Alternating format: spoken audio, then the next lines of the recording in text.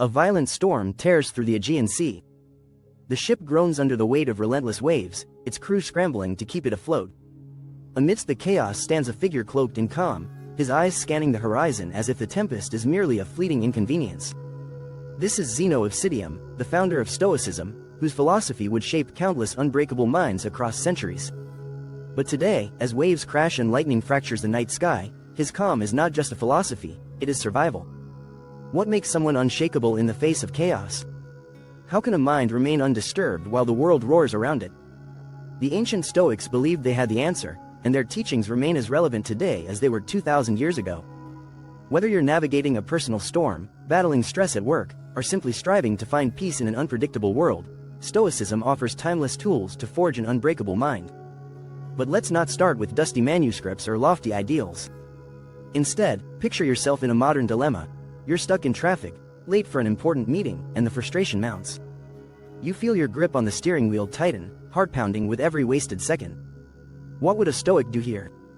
The answer lies in a single principle: control what you can, accept what you cannot.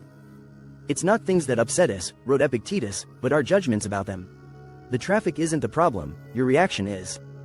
Redirecting your focus to what you can control, your breath, your thoughts, your preparation for the meeting, shifts the power back to you.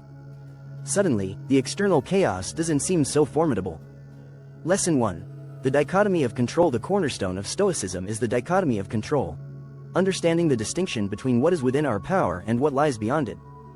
For the Stoics, this principle is more than a stress management technique, it's a way of life.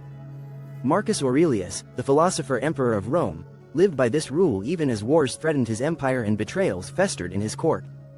Imagine the pressures he faced, commanding legions, maintaining political stability, and safeguarding the welfare of millions. Yet in his personal journal, Meditations, he wrote, "You have power over your mind, not outside events. Realize this, and you will find strength." Here lies the first key to an unbreakable mind: mastering the art of discernment. Train yourself to identify what you can change and what you must release.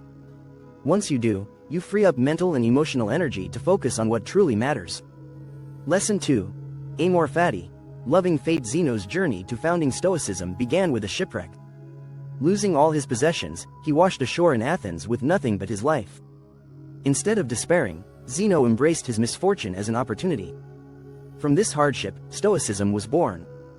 Amor Fati, or love of fate, teaches us to not only accept but embrace everything that happens, even the unpleasant. It's a radical idea, loving what you wish hadn't occurred. But consider this: what if every setback is a lesson, every challenge a tool for growth?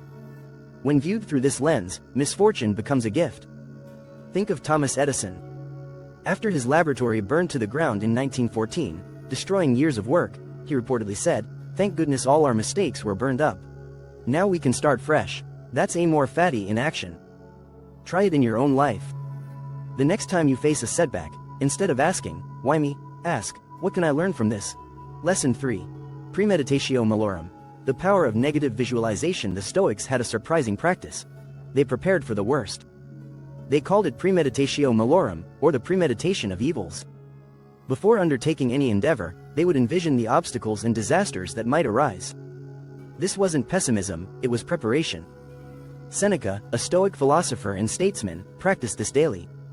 He imagined losing his wealth, his home, even his life. By rehearsing these scenarios, he inoculated himself against fear and anxiety. If disaster struck, he'd already faced it in his mind. If it didn't, he'd appreciate his blessings all the more. You can use this technique too. Before a big presentation, imagine technical glitches, tough questions, or an inattentive audience. By mentally rehearsing these challenges, you'll feel more equipped to handle them if they arise. And if they don't, you'll enjoy the relief of an easier than expected experience. Lesson 4. The obstacle is the way, the impediment to action advances action. What stands in the way becomes the way, wrote Marcus Aurelius. This paradoxical statement embodies one of Stoicism's most profound lessons. Obstacles are not roadblocks, they are pathways. Think of a time when adversity forced you to grow. Maybe you lost a job and had to reinvent your career. Maybe a heartbreak taught you resilience. These experiences, painful as they were, likely made you stronger. Stoicism challenges us to view every difficulty as an opportunity in disguise. This mindset transforms how you approach life's challenges. Instead of asking, "Why is this happening to me?" You ask, how can I use this? Lesson 5. Memento mori.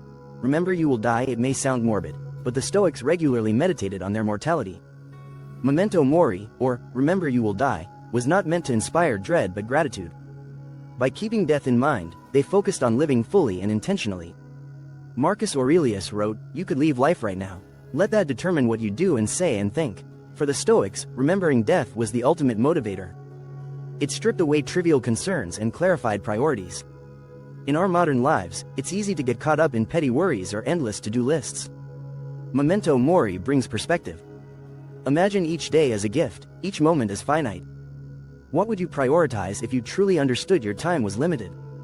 The Stoic toolbox in action. These principles aren't abstract ideas, they're tools for real-life challenges. Let's return to that traffic jam. You're still stuck, still late, but now you apply the Stoic lessons. Dichotomy of control. You accept the delay as beyond your power. Instead of fuming, you focus on what you can do, call ahead, adjust your mindset, prepare for a productive meeting. Amor fati. You embrace the situation. Maybe this delay gives you time to reflect or plan. Premeditatio malorum. You had considered the possibility of traffic earlier and left early.